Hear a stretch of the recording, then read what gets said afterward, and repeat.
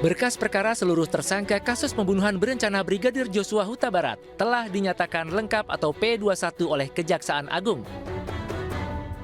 Sebelumnya berkas perkara Ferdi Sambo dan koleganya sempat dikembalikan ke penyidik oleh Kejaksaan Agung untuk diperbaiki.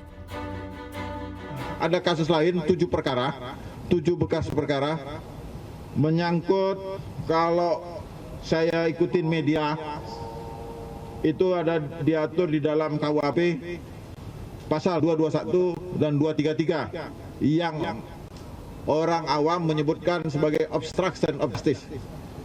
Pasal yang disangkakan, ini perlu saya sampaikan para saudara-saudara sekalian, adalah karena menyangkut Undang-Undang IT. Undang-Undang IT, Undang-Undang Nomor 19 Tahun 2016, khususnya pasal 32 dan 33 Jungto 48 dan Jungto 49 Undang-Undang IT tersebut. Kenapa? Dan ini karena yang dirusak adalah barang elektronik, bukti elektronik, sehingga kami menyangkakan berdasarkan petunjuk jaksa kepada penyidik dan penyidik memenuhinya, sehingga yang dipersangkakan nanti yang terberat primer adalah Undang-Undang IT, dan berikutnya kami juga menyangkakan subsidiar undang-undang yang diatur dalam KUHP. Dan ini juga berdasarkan laporan Direktur Keamanan Negara dan Ketertiban Umum dan tindak pidana umum lainnya, perkara ini telah memenuhi syarat formil dan material, sehingga berkas perkara juga sudah kami nyatakan lengkap, formulirnya P21. Dalam kasus pembunuhan berencana Brigadir Joshua, ada total 5 tersangka. Sementara dalam kasus penghalangan penyidikan, penyidik menetapkan 7 tersangka, salah satunya Ferdi Sambo. Ferdi Sambo menjadi tersangka dalam 2 kasus, yaitu pembunuhan berencana Brigadir Joshua dan tersangka penghalangan penyidikan.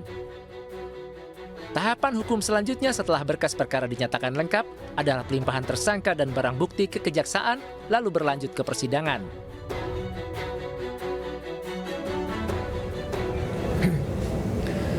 Kejaksaan Agung telah menetapkan berkas perkara Ferdi Sambo dan tersangka lainnya P21 atau lengkap. Pihak kejaksaan mendesak penyidik Polri segera melimpahkan barang bukti dan tersangka. Untuk lebih lengkapnya, kami telah terhubung dengan Rizka Dior yang berada di Kejaksaan Agung. Rizka, kapan tepatnya barang bukti dan tersangka akan diserahkan ke kejaksaan? Ya, selamat sore Anissa dan juga pemirsa. Betul sekali bahwa Kejaksaan Agung telah menyelesaikan laporan dalam kasus menewaskannya Brigadir Nofriansah Yosua Huta Barat atau Brigadir J selama kurang lebih 2 pekan terhitung dari laporan terakhir kali diberikan dari pihak Barreskrim kepada pihak Kejagung pada 14 September 2022 lalu. Sehingga hari ini resmi dari pihak Kejagung pun menyatakan bahwa tindak pidana perkara kasus pembunuhan berencana Brigadir Joshua telah lengkap atau dinyatakan P21 secara material ataupun juga formil. Namun kiranya dalam press conference yang tadi juga dikelar, Anissa dan juga pemirsa, kiranya juga sempat dikatakan bahwa kalau untuk berkas perkara terkait obstruction of justice sendiri memang hingga saat ini belum selesai.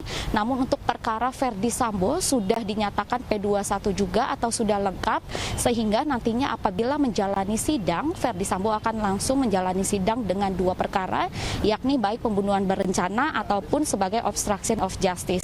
Oleh karenanya dari pihak Jaksa Agung Muda Tindak Pidana Umum Kejagung juga telah menurunkan kurang lebih 30 personil untuk menyelesaikan kasus obstruction of justice ini. Dan rencananya untuk tahap kedua atau penyerahan barang bukti dan juga tersangka akan diselesaikan selama 2 minggu ke depan. Anissa. Baik, terima kasih Rizka Dior melaporkan langsung dari Kejaksaan Agung Jakarta. Selamat bertugas kembali Rizka. 2 mantan punggawa KPK Febri Diansyah dan Rasa Mala Aritonang memutuskan menjadi pengacara Ferdi Sambo dan Putri Chandrawati tersangka kasus pembunuhan Brigadir Joshua. Mereka menyadari kekecewaan masyarakat atas keputusan tersebut. Namun mereka bertekad membongkar fakta-fakta yang belum terungkap. Saya menyadari kami semua menyadari menjelaskan informasi terkait dengan perkara ini saat ini adalah sesuatu yang sangat tidak mudah. Kami menyadari ada banyak yang pernah kecewa atau mungkin ada banyak yang pernah merasa dibohongi dengan adanya skenario-skenario sebelumnya. Kami menyadari hal tersebut.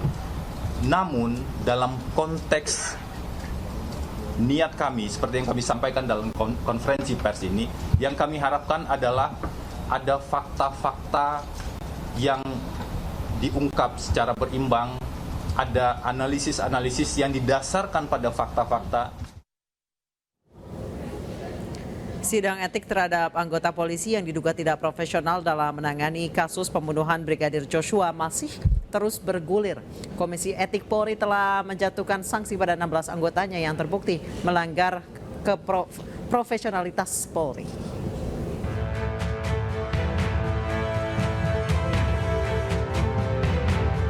Mantan Kasubdit Keamanan Negara Polda Metro Jaya, AKBP Rendra Ramadan Syah, mendapat sanksi mutasi bersifat demosi selama 4 tahun semenjak dimutasikan ke Yanma Polri. AKBP Rendra juga dikenakan sanksi administratif, yaitu penempatan dalam tempat khusus selama 29 hari. Ia juga diwajibkan untuk meminta maaf secara lisan di hadapan sidang KKEP dan atau secara tertulis kepada pimpinan Polri serta pihak yang dirugikan. AKBP Rendra terbukti tidak profesional saat menangani kasus pembunuhan Brigadir Nofriansah Joshua Huta Barat. Kemudian sanksi administratif A. Penempatan dalam tempat khusus selama 29 hari dari tanggal 12 Agustus sampai dengan 10 September 2022 di ruang Patsus di Propam Polri. Dan penempatan dalam tempat khusus tersebut telah dijalani oleh pelanggar. Dan sanksi lainnya adalah mutasi bersifat demosi selama 4 tahun.